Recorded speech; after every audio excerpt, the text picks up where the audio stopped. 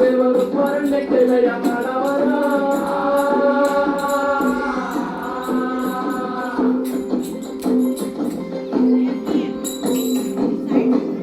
ಇಲ್ಲಿ ಕುಂತಿರೋ ನಿಂತಿರೋ ಹಿರಿಯರು ಕಿರಿಯರು ಮಕ್ಕಳು ಮರಿಗಳಿಗೆಲ್ಲ ಶರಣರಪ್ಪ ಶರಣು. ಭಾರತ ಭಾಗ್ಯ ವಿಧಾತ ಭಾರತ ಭಾಗ್ಯ ವಿಧಾತನ ಕಥೆ ಹೇಳಕ್ ಬಂದಿದೀವಿ ಸ್ವಾಮಿ ನಾವು. ಹಿಂಗಂತ ಆಡೋರು ಮತ್ ನೋಡೋರು ನಡುವೆ ಒಂದು ಒಪ್ಪಂದ ಮಾಡ್ಕೊಂಡು ಗುರುಮರಣ ಸ್ವಾಮಿನ ಮಗನ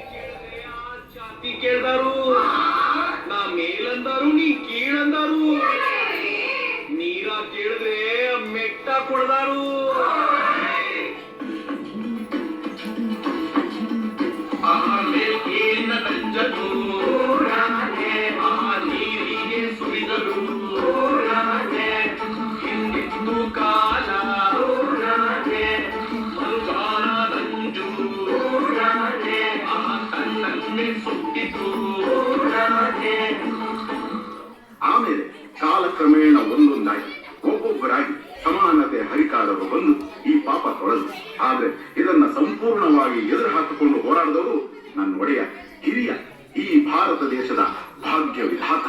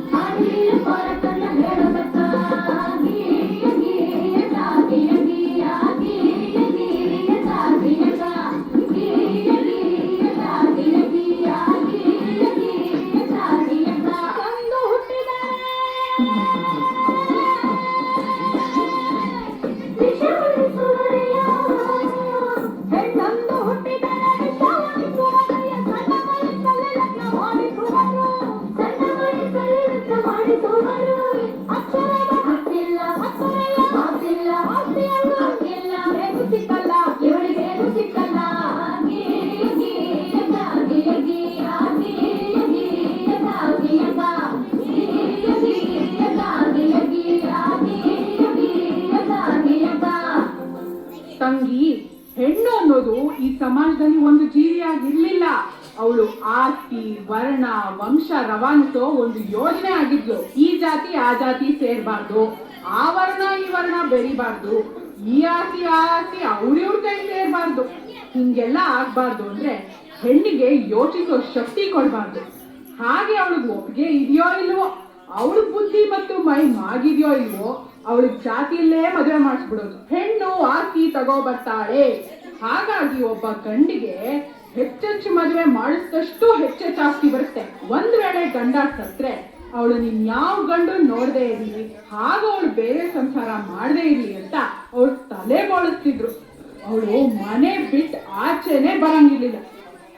ನನ್ನಪ್ಪ ಸರ್ದಾರ ಗುಡುಗಿದನಯ್ಯ, ಗುಡುಗಿದನಯ್ಯ ಸಭೆಯಲ್ಲಿ ನೀನ ಹೇಳಿದನ ಮನದಾನಯ್ಯ, ಸುಳಿದಾರಿಯ ನಾಡಲ್ಲಿ ಪ್ರತಿಯೊಂದು ಹೆಣ್ಣು ಮಗು ಬರಹ ಕಲಿಯಬೇಕು. ಪ್ರತಿ ಸರ್ಕಾರಗಳು ರಕ್ಷಣೆ ಕೊಡಬೇಕು. ಪ್ರತಿ ಕ್ಷೇತ್ರದಲ್ಲೂ ಹೆಣ್ಣಿಗೆ ಮೀಸಲು ಭೇದ ಭಾವ ಮಾಡೋಣ. ಜೈ ಹಾಕಬೇಕು.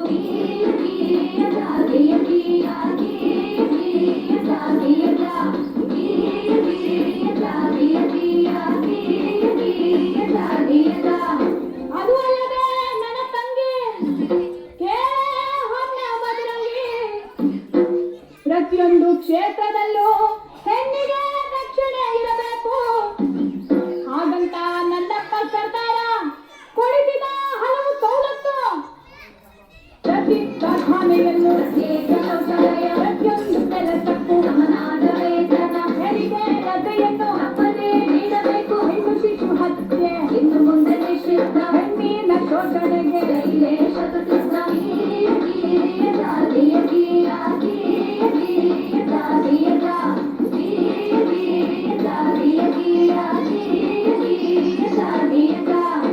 ಹೀಗೆ ಹಲವಾರು ಸವಲತ್ತುಗಳು ಹಾಗೂ ಸ್ವಾತಂತ್ರ್ಯವನ್ನು ನಿಮ್ಮಂತ ಹೆಣ್ಮಕ್ಳು ಅರಿವಿಲ್ಲದೆ ಅನುಭವಿಸುತ್ತಿರುವ ಅನುಕೂಲಗಳನ್ನು ನಮ್ಮಪ್ಪ ಆ ಭಾರತ ಭಾಗ್ಯ ವಿಧಾತಾನೇ ಕೊಡಿಸಿದ್ದು.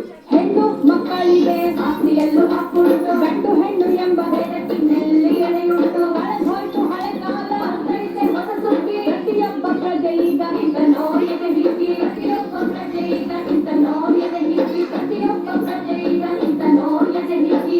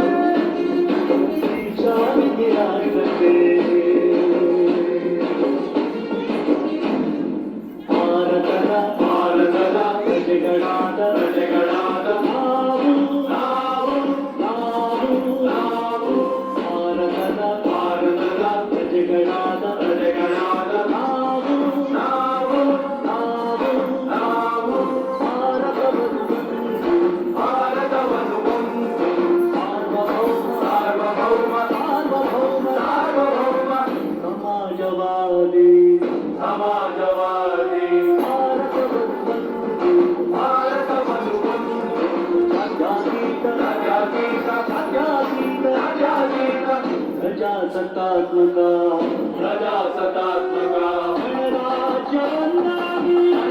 ಗಣರಾಜ್ಯವನ್ನಾಗಿ ರೂಪಿಸುವುದಕ್ಕಾಗಿ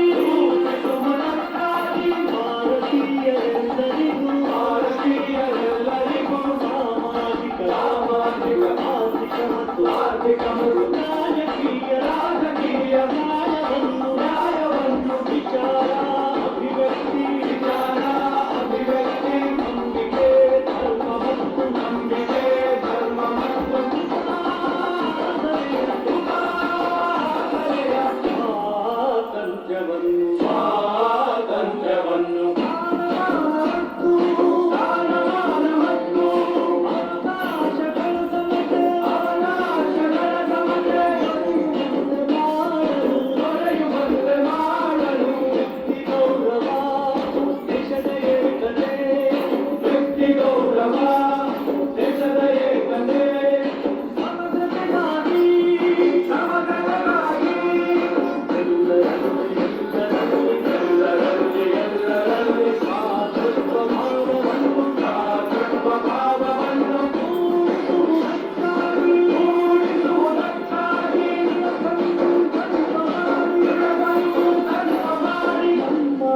ಸಂವಿಧಾನ ಸಭೆಯಲ್ಲಿ ನಮ್ಮ ಸಂವಿಧಾನ ಸಭೆಯಲ್ಲಿ 1949 ನವೆಂಬರ್ ತಿಂಗಳ 26 ದಿನ ಈ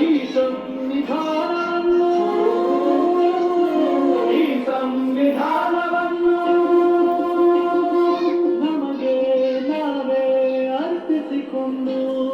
ನಮಗೆ ನಾವೇ ಅರ್ಪಿಸಿಕೊಂಡು ಅಂಗೀಕರಿಸಿ